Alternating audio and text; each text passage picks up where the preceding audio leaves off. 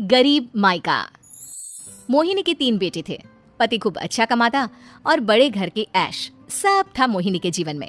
लेकिन एक चीज जो नहीं थी वो थी सुकून। मेरी बहन और मेरा भाई दोनों गरीब, लेकिन मैं मेरे पास तो नोट की बरसात है। तभी मोहिनी की बहन वीना उसके दरवाजे आ जाती है। अरे मोहिनी, कैसी है? मेरे घर में ना सिलेंडर खत्म हो गया है। तेरे पास तो इतने पैसे हैं, भरवा देना मेरा सिलेंडर। पैसे जैसे ही आ जाएंगे मैं दे दूंगी। तभी मोहिनी का पति राकेश आ जाता है। क्या है वीना, ये अपने घर की परेशानी हम लोगों के घर ना गाया करो। तुम्हारी बहन को तुम लोगों पर तरस आ जाता है और वो पैसे देने लग जाती है। मुझे ये बिल्कुल पसंद नहीं है। ओ जीजा जी, नहीं, मैं तो वो बस अच्छा मैं चलती हूँ। वीना वहां से चली जाती है। उसके जाने के बाद अच्छा किया जो आपने सुना दिया।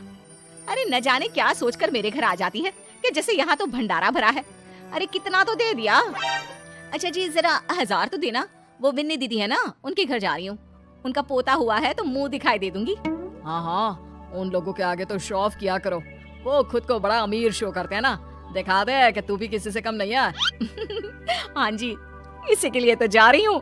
मोहिनी तैयार होकर अपनी बुआ की बेटी के घर जाती है, जहाँ उसके पोते का कार्यक्रम चल रहा होता है। वहाँ वीना भी आई होती है। अरे वीना, क्या जरूरत थी यहाँ आने की? तेरे घर पर गैस नहीं है तो वो भरा लेती। क्या करूं मोहिनी, बुआ को बुरा लग जाता नहीं जाती तो। वैसे मेरे पास एक जोड़ा बच्चे का कपड़ा रखा था, वही अपनी चांदी के पायल के साथ देने जा रही हूँ। घर पर गैस थी नहीं, सोचा परिवार यहीं खाना खा लेगा, बाकी सुबह का सुबह देखा जाएगा। मोहिनी को बहन पर दया आ जाती है। वो पर्स से 1000 रुपए निकाल कर दे देती है। ले वीना, लेकिन पैसे वापस कर देना, तेरे जीजाजी हिसाब लेते हैं। मोहिनी भी क्या करती, गरीबी में बहन का सहारा ही उसके जीवन जीने का आधार था। फिर एक रोज, सुनिए, भाई के घर बेटी हुई है, मुझे माँ के पास जाना होगा। अरे उस घर में ना कूलर है ना एसी, कैसे रहोगी तुम? हाँ, वही सोच रही हूँ कि अकेली जाऊं, बच्चों को साथ ना ले जाऊं। चली जाओ, लेकिन ये जो तुम अपने गरीब परिवार से मिलने चली जाती हो ना, मुझे बिल्कुल अच्छा नहीं लगता। पता नहीं मैं भी कैसे मैनेज करती हूँ, लेकिन क्या करूँ। मोहिनी भाई भाभी के घर आती है। मोहिनी, कैसे आना हुआ? तू यहाँ हम लोगों के घर रह लेगी या फिर किसी होटल में रहेगी? क्या हो गया है माँ? मोहिनी को क्यों ऐसे बोल रहे हैं आप? अरे तू नहीं जानती अपनी ननद को, पैसे वाली है ना, तो ऐड कुछ ज्यादा ही है। मोहिनी को माँ की बात का बुरा नहीं लगता है, क्योंकि उसे पता ही नहीं चलता कि माँ उसे जली कटी सुना रही है। वो भाभी की बच्ची के साथ लेन देन करती है और वहाँ से चली जाती है। उसके जाने के बाद, माँ क्यों आप मोहिनी को इतनी सारी बातें सुनाती हो? भाई का बेटा बोल पड़ता है। माँ, क्योंकि दादी जानती है कि बुआ के अंदर घमंड है। सही बोल रहा है मोहन। बहू भले तुझे ना दिखता हो, लेकिन मुझे और मोहन को दिखता है कि वो कितनी घमंडी है। मोहिनी मायके आती है, जहाँ गरीबी के कारण चीजें कम होती हैं। इस मोहन के बच्चे को काम पर लगा दो ना, किसी दुकान या किसी होटल में बर्तन धो लिया करेगा, कम से कम 4 पैसे और आएंगे घर में। देख मोहिनी, माना तेरे पास पैसा है, लेकिन तेरे भाई के दिन इतने भी बुरे नहीं चल रहे कि वो अपने बच्चे की पढ़ाई रुकवा कर उससे बर्तन धुलवाए। मोहन माँ की ओर देखता है, जैसे आंखों से बोल रहा हो, देख लिया बुआ का हाल। हाँ मोहिनी, बात तो सही है, लेकिन अभी मोहन को पढ़ना है। आखिर तुम भी तो अपने दोनों बेटों को पढ़ा रही हो ना।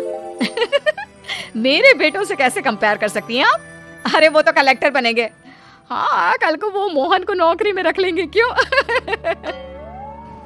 मोहिनी कुछ दिन और रहकर चली जाती है।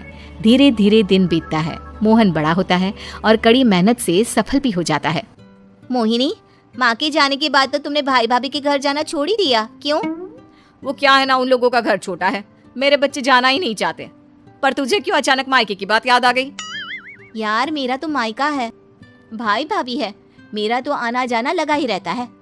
हाँ, क्योंकि तुझे आदत है ना ऐसे छोटे से घर में और कम पैसे में रहने की। वैसे क्या खबर है आजकल मायके की अपने? अब वो घर छोटा और कम पैसे का नहीं रहा, क्योंकि मोहन तो बहुत बड़ा आदमी बन गया है। फिर क्या? मोहिनी भाभी को फोन करती है। मोहन किसी बड़ी कंपनी का मैनेजर हो गया है क्या भाभी? क्या ये सच है? हाँ मोहिनी दीदी, अब तो हम लोगों के गरीबी के दिन कट गए। आपके भाई ने कोई अच्छे कर्म किए होंगे, जो हम लोगों का बेटा इतना अच्छा कमा रहा है। देख लो भाभी, पहले भी आपने कई गलतियां की थी, आप थोड़ा संभल कर चलना। भाभी को मोहिनी की बात समझ में नहीं आती कि वो क्या कहना चाहती है। फिर एक दिन वीना मोहिनी से कहती है, मोहिनी, हमारा भतीजा मोहन अच्छा कमा रहा है, क्यों ना मैं अपने बेटे की नौकरी के लिए उससे बात करूं। अरे बुआ का बेटा है, ये सोचकर मदद तो करेगा ना। हाँ हाँ, क्यों नहीं करेगा, उसके बुरे दिन में तो हम भी खड़े थे। मोहन को वीना फोन करती है और अपने बेटे की मदद करने की बात करती है। हाँ हाँ बुआ, क्यों नहीं, आप सिद्धार्थ को भेज दें, मैं अपनी ही कंपनी में उसकी नौकरी करवा देता हूँ।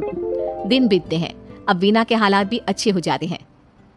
क्या बात है वीना, तूने भी कार ले ली, वो भी इतनी अच्छी। हाँ मोहिनी, अपने भतीजे के कारण तो हम लोगों की दिन अच्छी हो गए। उसने सिद्धार्थ की नौकरी लगवा दी है, वो भी शानदार। ठीक है, लेकिन पैसे ख्याल से खर्च करना।